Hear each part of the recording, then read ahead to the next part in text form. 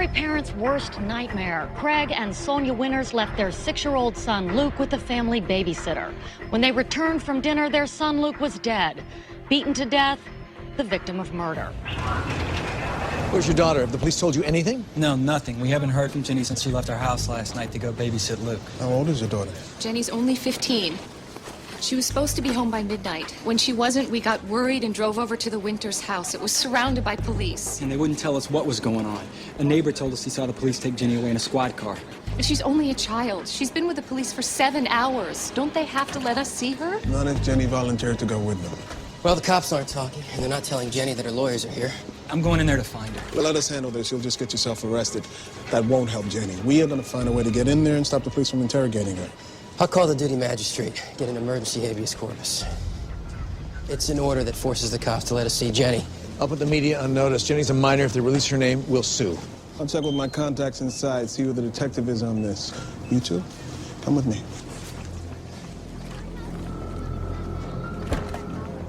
Ron, I'm at the Winters' house. Looks like the police pretty much finished their investigation.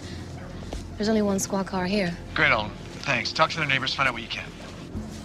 Fax? Yeah, we can get it by fax. Sure, Your Honor. Your clerk's got the number.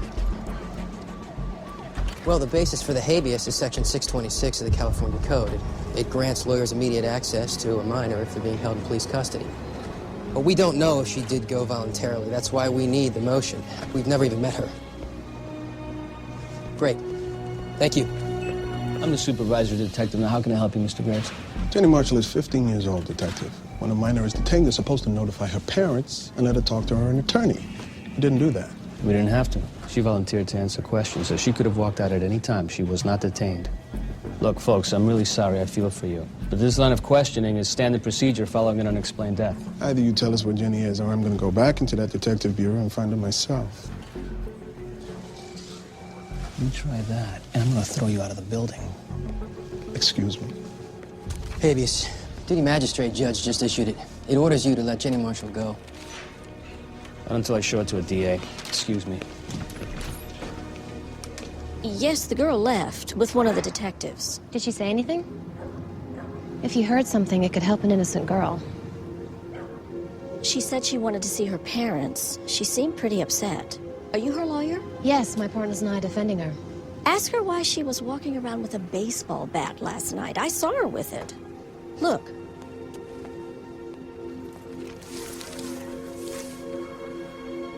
Good work, Alden. Alden found a witness who heard Jenny asking to see her parents as the police led her away. So she didn't go voluntarily. Well, that's good for us. The bad news is, the witness also saw Jenny holding a baseball bat. You're saying Luke was beaten to death, right? Excuse me. DA wants to appeal an emergency habeas.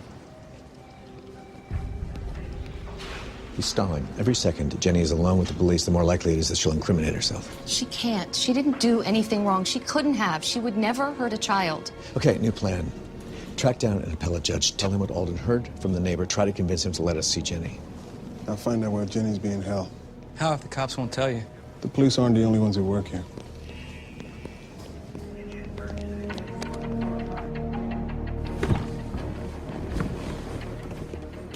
Good morning, Your Honor. Tom Nicholson, how are you? I need your help. It's important. Hola. Soy un abogado. Estoy buscando a esta muchacha. La has visto esta noche. ¿Dónde está? You see this? This allows us to see Jenny Marshall. Who are you? Jenny, we're your lawyers.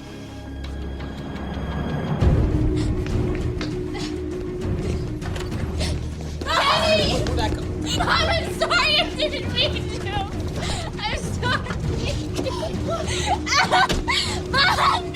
Your daughter's going to our juvenile facility downtown. You can see her there. Downtown? Why? She's been placed under arrest. For what? She just confessed to the murder of Luke Winters. Oh. No.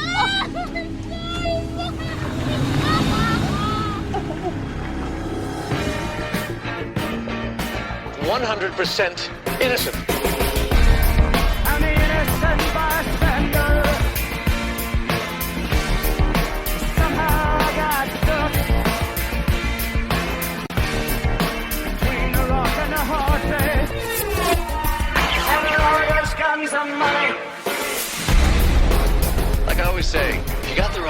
with you.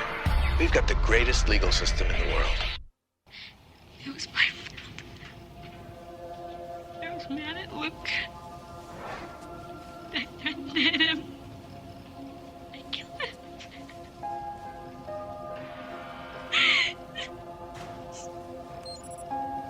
It's not true. I didn't kill Luke. I kept trying to tell the police, but they wouldn't listen. They say you confessed to beating Luke to death with a baseball bat. No, I never said anything about a bat. The detective did. But a neighbor saw you walking around the house carrying a bat, Jenny. I grabbed the bat after the house alarm went off, but only to see if someone was breaking in.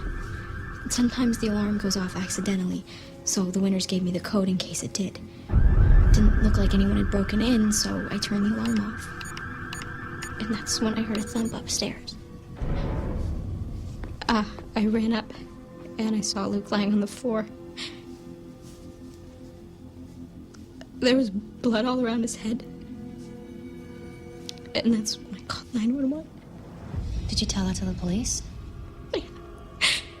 I even told them that I thought that Luke had fallen from the bookcase. Bookcase? What bookcase? It's in his room. It's really tall. He kept trying to climb it, and I yelled at him to stop, but he just wouldn't. I even called his dad to ask him what to do, but he wouldn't pick up the phone.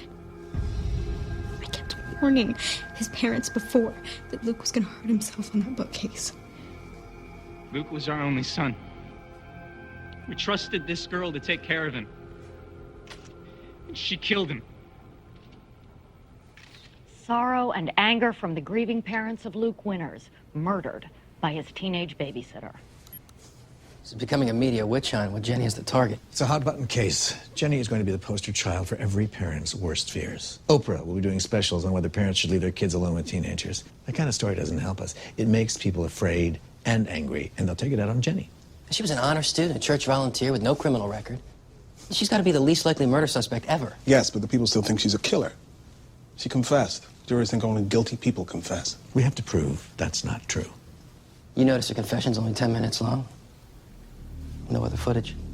Well, sometimes police edit confession tapes to make more of an impact with the jury. We should take a closer look at the tape. Other than Jenny's confession, what evidence does the DA have that she killed Luke? Alden saw the police taking a baseball bat from the house. They must think that's the murder weapon. They haven't leaked it, so they must not be sure. Get the police to test the bat. When the police came to the house, did you agree to go with them, or did they make you go? They just said I had to answer some questions. I asked if I could call my parents, and the detective said that I didn't even need to bother them. And then it just got later and later, and they wouldn't let me eat, and they wouldn't let me sleep. And I was so tired. I couldn't even think straight. I kept saying that I didn't do anything. The detective said that he had evidence that proved that I had killed Luke. What evidence? Did he tell you? Witnesses and medical evidence. And then he said that he had showed my parents the evidence, and they thought that I had killed Luke too. After that, I just told him whatever he wanted to hear. Jenny's scared, but she's hanging in there. Will they let her come home? We'll do whatever it takes to pay her bail. We'll mortgage our house if we have to. By law, she's entitled to a reasonable bail. And she's not a flight risk, so we should be able to get around. How could she confess if she didn't do it? She was scared. And I think the police took advantage of her. How? Well, the LAPD uses the same interrogation technique